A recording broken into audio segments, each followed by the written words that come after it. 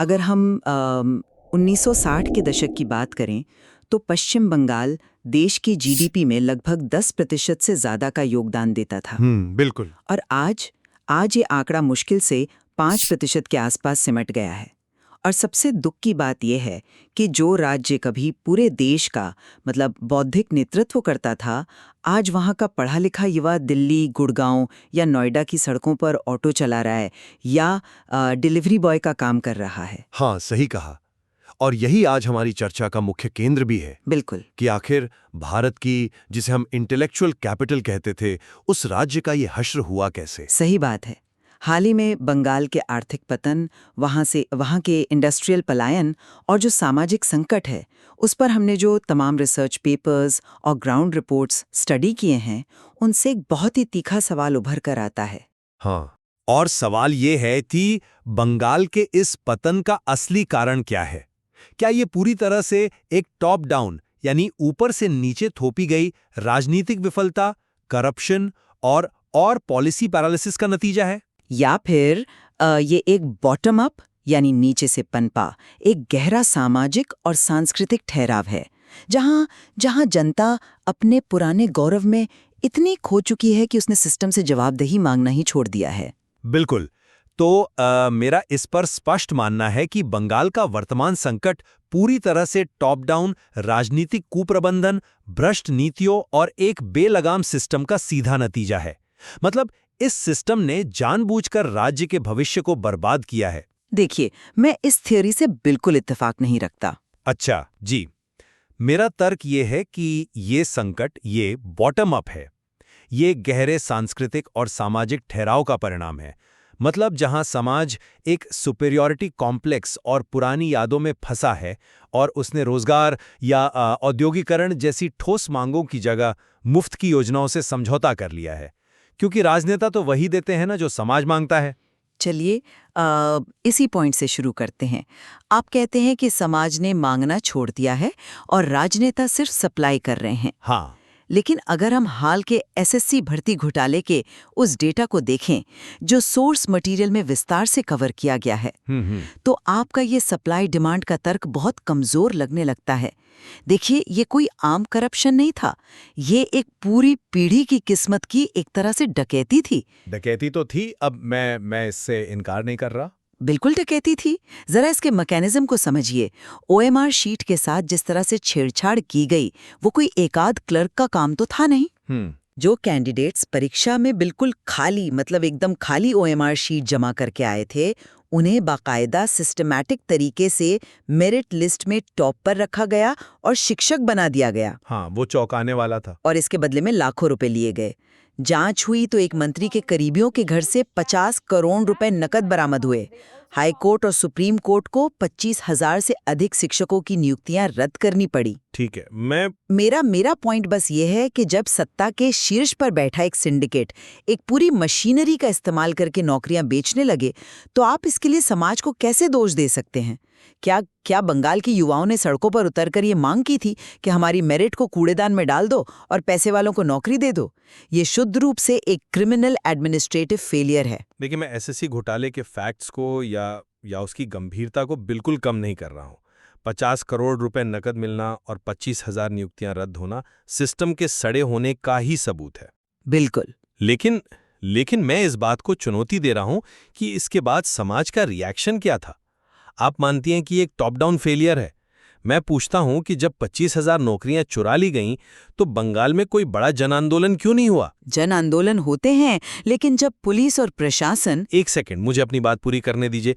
जन आंदोलन नहीं हुआ क्योंकि समाज को पैसिफाई यानी शांत करने का एक बहुत ही शानदार मैकेनिज्म तैयार कर लिया गया है, और वो है मुफ्त की योजनाएं। हाँ। आप इस साइकोलॉजी को समझिए। जब किसी राज्य में शिक्षा और करियर बनाने की जगह 1500 रुपए का युवा साथी भत्ता, लक्ष्मी भंडार और कन्याश्री जैसी स्कीम्स चुनाव जिताने का मुख्य हथियार बन जाएं, तो इसका मतलब क्या है? एक ही परिवार में मां को लक्ष्मी भंडार मिल रहा है, बेटे को भत्ता मिल रहा है। ये एक पॉलिटिकल ट्रांजैक्शन है। राजनेता साफ कह रहा है कि मैं तुम्हारे भविष्य की नौकरियां चुराऊंगा, लेकिन तुम्हें आज 1500 रुपए कैश दूंगा, और समाज उस डील को स्वीकार कर रहा है। जब तक आप 1500 रुपए में अपनी चुप्पी का सौदा करते रहेंगे, तब तक आपको जवाबदेही कैसे मिलेगी? मुझे लगता है आप इस चुप्पी को समाज की सहमति मान लेने की बहुत बड़ी गलती कर रहे हैं। कैसे? ये सहमति नहीं है, ये हताशा है। अगर आप सोर्स मटेरियल में एजुकेशन और माइग्रेशन के आंकड़ों को ध्यान से देखें तो आपको पता चलेगा कि बंगाल में सेकेंडरी लेवल यानी माध्यमिक स्तर पर स्कूल ड्रॉप आउट रेट पूरे देश में सबसे अधिक है, लगभग 19%। 15 से 24 वर्ष की आधी लड़कियां स्कूल छोड़ चुकी हैं।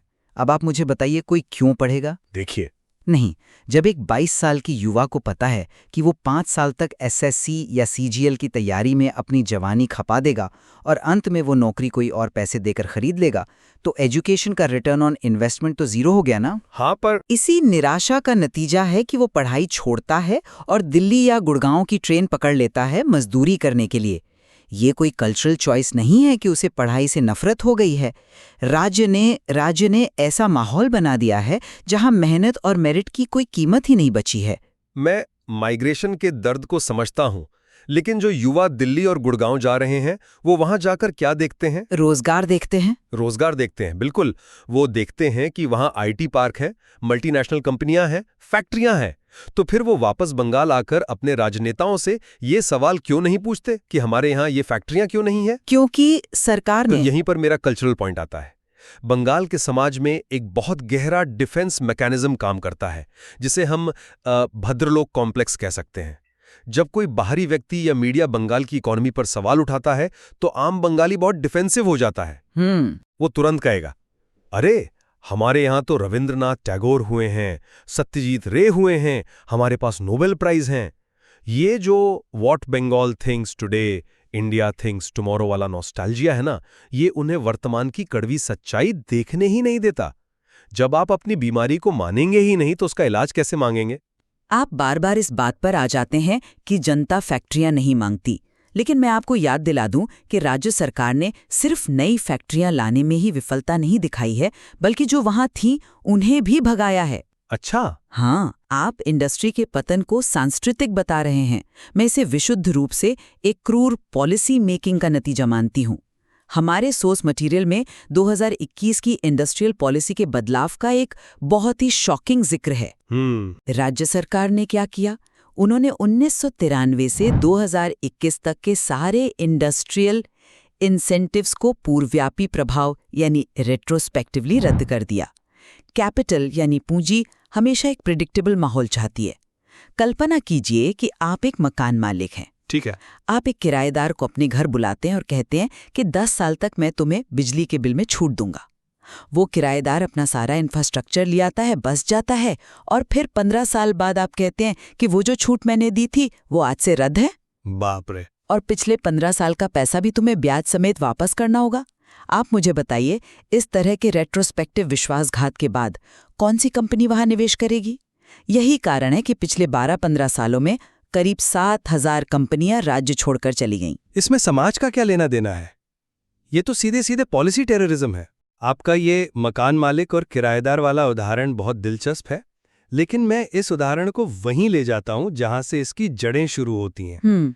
आप मुझे ये बताइए कि उस मकान मालिक को बार बार चुनकर सत्ता की कुर्सी पर कौन बैठा रहा है? वही किराएदार, यानी वहां की जनता। हाँ। आप कह रही हैं कि सरकार उद्योग विरोधी है। मैं कहता हूं कि सरकार उद्योग विरोधी इसीलिए है क्योंकि बंगाल का समाज लंबे समय से उद्योग विरोधी रहा है। आप 34 साल के वामपंथी शासन को कैसे भूल सकती हैं? नहीं, मैं भूल नहीं रही हूं, लेकिन वहां मिलिटेंट ट्रेड यूनियनवाद, हड़तालों और घेराव का जो कल्चर पैदा हुआ, क्या वो जनता के समर्थन के बिना पनप सकता था? जब कारखानों के मालिकों को उनके केबिन में बंद कर दिया जाता था तो क्या समाज ने इसका विरोध किया था? नहीं। ठीक है, लेकिन वो इतिहास है। और चलिए वर्तमान की बात करते हैं। सिंगूर में जब टाटा अपना नैनो प्लांट लगा रहे थे या नंदीग्राम में इंडस्ट्रियल जोन बन रहा था तो उसके खिलाफ जो उग्र आंदोलन हुए वो क्या थे? समाज ने ये तय किया कि हमें इंडस्ट्रियल इकोसिस्टम नहीं चाहिए, हमें सिर्फ अपनी छोटी सी जमीन का टुकड़ा चाहिए, चाहे हम गरीबी ही क्यों ना रहें। वर्तमान सत्ताधारी पार्टी उसी एंटी इंडस्ट्री और एंटी कैपिटलिस्ट आंदोलन की लहर पर सवार होकर सत्ता में आई थी। लेकिन सिंगूर एक पॉलिटिकल मूवमेंट था जिसे भड़काया गया था। भड़काया गया था, लेकिन आग तो समाज के अंदर ही थी ना। आप कलकत्ता के किसी पॉश कैफे में चले जाइए, वहाँ का एलीट इंटेलेक्चुअल वर्ग आज भी कॉफ़ी पीते हुए वेल्थ क्रिएशन को एक पाप मानता है। उनके लिए पूंजीपति आज भी शोषक है। लेकिन इस रोमांटिसिज्म का असली नुकसान कौन उठा रहा है? उत्तर दिनाजपुर, मालदा या मुर्शिदाबाद में रहने वाला आम इंसान, जिसे गंभीर बीमारी के इलाज के लिए 300 किलोमीटर का सफर तय करके कलकत्ता आना पड़ता है, क्योंकि उनके इलाके में कोई प्राइवेट इन्वेस्टमेंट या अच्छा अस्पताल है ही नहीं। जब एक समाज के तौर पर आप वेल्थ क्रिएशन से ही नफरत करने लगेंगे, तो कोई भी सरकार आपको आर्थिक रूप से कैसे उभारेगी? देखिए, मैं आपकी इस बात से सहमत हो सकती हूँ कि वामपंथी दौर ने एक ऐसा नैरेटिव सेट किया जिसने वेल्थ क्रिएशन को विलन बना दिया। मैं ये भी मान सकती हूँ कि समाज के एक हिस्से ने औद्योगिकरण का विरोध किया।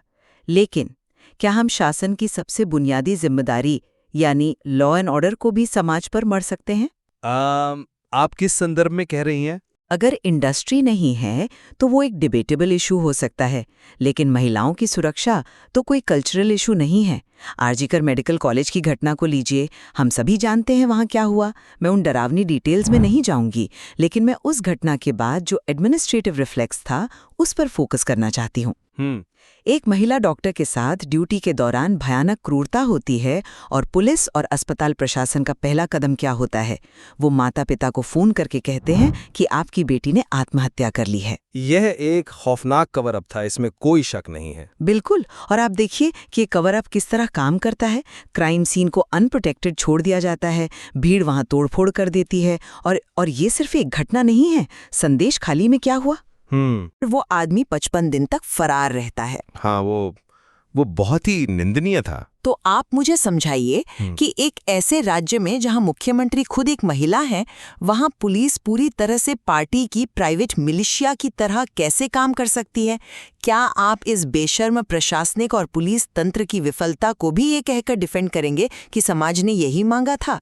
ये प्योर एडमिनिस्ट्रेटिव कोलैप्स है। देखिए, मैं संदेश खाली या आरजी करके मामलों में पुलिस के कवर अप या एडमिनिस्ट्रेशन की विफलता को बिल्कुल डिफेंड नहीं कर रहा हूं। वो राज्य की एक बहुत बड़ी हार है। लेकिन मैं वापस उसी पॉइंट पर आऊंगा कि ऐसी घटनाओं को ऑक्सीजन कहां से मिलती है? अपराधियों के हौसले इतने बुलंद क्यों हो जाते हैं? क्यों? आप मैकेनिज्म को समझिए। जब भी बंगाल में ऐसी कोई दिल दहला देने वाली घटना होती है, तो एक समाज के रूप में हमारा रिएक्शन क्या होता है? कुछ दिन का आक्रोश होता है और फिर पूरी की पूरी बहस टीएमसी बनाम बीजेपी या हिंदू बनाम मुस्लिम में तब्दील हो जाती है। राजनीतिक ध्रुवीकरण इतना गहरा है कि समाज अपने बुनियादी नैतिक मूल्य ही खो चुका है। लेकिन ये ध्रुवीकरण तो राजनेता ही करते हैं ना, ताकि असली मुद्दों से ध्यान भटकाया जा सके। राजनेता आग लगाते हैं, लेकिन उस आग में घी तो समाज ही डालता है। आप सोर्स मटेरियल के उस हिस्से को याद कीजिए जहां महिलाओं से जुड़े क्राइम के कुछ और आंकड़े दिए गए हैं। क्या आप जानती हैं कि आज के समय में भारत में 18 साल से कम उम्र की लड़कियों की शादी यानी चाइल्ड मैरिज के मामले में पश्चिम बंगाल टॉप पर है? हाँ, ये डेटा है वहाँ। अब आप मुझे बताइए, ये कौन सा एडमिनिस्ट्रेटिव फेलियर है? ये तो गांव देहात में बैठी एक गहरी सामाजिक कुरीति है ना। जब ये आंकड़ा सामने आता है तो समाज एकजुट होकर अपनी इन कुरीतियों के खिलाफ आवाज उठाने की बजाय क्या करता है? वो फिर से उसी वॉटअबाउटिज्म का शिकार हो जाता है। वो कहेंगे, अरे यूपी के हाथरस में क्या हुआ था, मध्य प्रदेश में क्या हो रहा है? जब एक समाज के तौर पर आपकी मॉरल कंपास इतनी करप्ट हो जाए कि आप क्राइम का भी राजनीतिकरण करने लगें और राज्यों के क्राइम गिनवाकर अपने राज्य के क्राइम को जस्टिफाई करने लगें, तो फिर राजनेताओं और अपराधियों को डर किस बात का होगा? प्रशासन की विफलता तभी पनपती है जब समाज एकजुट होकर गलत को गलत कहने की अपनी नैतिक ताकत खो देता है। ठीक है, मैं मानती हूँ आपकी इस बात में दम है कि व्हाटअबाउटिज्म या दूसरे राज्यों से तुलना करके खुद को तसल्ली देना एक बहुत ही खतरनाक बीमारी है जो किसी भी सुधार को रोक देती है। बिल्कुल। खैर, हम इस चर्चा के अंतिम पड़ाव पर पहुंच रहे हैं। अगर मैं अपने नजरिए को समेटना चाहूं तो मैं फिर भी यही कहूंगी कि बदलाव हमेशा टॉप डाउन ही होता है। आप समाज से एक रातों रात सांस्कृतिक क्रांति की उम्मीद नहीं कर सकते। जब सिस्टम ही करप्ट हो, जब OMR शीटें खाली छोड़कर नौकरियां बेची जा रही हों, जब पॉलिसी बदलकर 7,000 कंपनियों को बाहर का रास्ता दिखा दिया गया हो, और जब पुलिस हत्या को आत्महत्या साबित करने के लिए पूरी ताकत लगा दे, मेरा मतलब है जब पुलिस ऐसा करने लगे तो एक आम नागरिक क्या कर सकता है? एक राज्य तब तक प्रगति नहीं कर सकता जब तक कि सरकार विकास, सुरक्षा और उद्योगों के लिए एक साफ सुथरा इकोसिस्टम तैयार ना करें। मेरे लिए ये मुख्य रूप से शासन की विफलता है। और मैं अपने इस रुख पर कायम हूं कि कोई भी बाहरी सिस्टम या नई सरकार बंगाल को तब तक नहीं बदल सकती जब तक बंगाल का समाज खुद को नहीं बदलता। ये जो हम तो ऐसे ही हैं वाली एलीट मानसिकता है ना, उसे तोड़ना होगा। जब तक बंगाल के लोग पुरानी यादों के हैंगओवर से बाहर निकलकर इस कड़वी सच्चाई को स्वीकार नहीं करेंगे कि वे आर्थिक रूप से पिछड़ गए हैं, तब तक कुछ नहीं होगा। और सबसे बड़ी बात, जब तक वोटर 1500 रुपए की मुफ्त योजनाओं के बजाय निवेश, फैक्ट्रियों और पारदर्शी रोजगार के मुद्दों पर अपना वोट नहीं डालेगा, तब तक चाहे कोई भी पार्टी सत्ता में आए, बंगाल का वास्तविक पुनरुद्धार नहीं हो सकता। बदलाव मोहल्लों से शुरू होना चाहिए, सचिवालय से नहीं। मैं आपकी इस अंतिम बात से पूरी तरह सहमत तो नहीं हूं कि सब कुछ समाज पर निर्भर है, लेकिन इस पूरी चर्चा में एक बात ऐसी है जिस पर हम दोनों शायद पूरी तरह एकमत हैं। और वो क्या है? वो ये है कि बंगाल के लोगों के पास आज भी जो इंटेलेक्चुअल कैपिटल है, जो बौद्धिक क्षमता और क्रिएटिविटी है, उसका पूरे देश में कोई सानी नहीं है। आज भी वहाँ का युवा जब मौका पाता है तो हर फील्ड में एक्सेलेंस साबित करता है। इसमें रत्ती भर भी संदेह नहीं है। बंगाल का इतिहास और वहाँ की मानव संपदा इतनी समृद्ध है कि अगर इस अपार ऊर्जा को सही दिशा मिल जाए, चाहे वो सही पॉलिसी से मिले या समाज की अपनी जागरूकता से, तो बंगाल का बाउंस बैक करना 100% तय है। बिल्कुल सही कहा। और इसी विचार के साथ हम अपनी आज की इस चर्चा को विराम देते हैं। हमने आज बंगाल के संकट के दोनों पहलुओं को समझने की कोशिश की। एक तरफ सिस्टम और पॉलिसी का क्रूअर फेलियर और दूसरी तरफ एक समाज का मुफ्त की योजनाओं और पुराने गौरव में फंसा हुआ वो रवैया जो उसे सही सवाल पूछने से रोकता है। अब ये तय करना हमारे श्रोताओं का काम है कि बंगाल की इस जटिल समस्या की जड़ कहाँ है और इसके समाधान की पहली ईंट कहाँ रखी जानी चाहिए, सत्ता के गलियारों में या हर आम नागरिक की अपनी सोच में। द डिबेट में हमारे साथ जुड़ने के लिए आपका धन्यवाद। सोचते रहिए, सवाल पूछते रहिए और किसी भी मुद्दे को सिर्फ एक चश्मे से मत देखिए।